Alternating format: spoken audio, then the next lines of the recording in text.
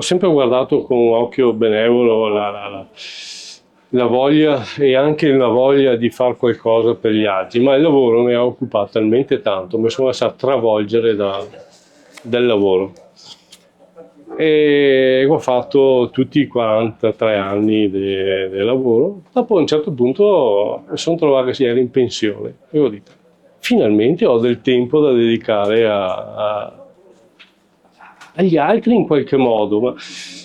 E non so perché sono venuto qua alla Caritas, devo dire la verità, in qualche modo ho telefonato qua, ma senza essere qualcuno mi ha indicato, sono andata su internet un po' di robe. E sono venuto qua. Qua non deve essere una forzatura, ma deve essere un qualcosa che deve avere un piccolo cammino alle spalle che porta a venire qua con entusiasmo. Perché sennò, di fronte ai piccoli problemi che si incontrano, perché dappertutto c'è qualche problemino, magari non si ha voglia di e se si tira un po' indietro, ecco, in questo senso.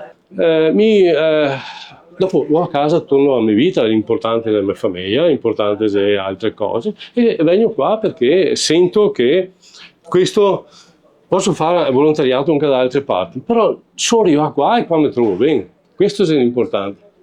E perché cambiare, no?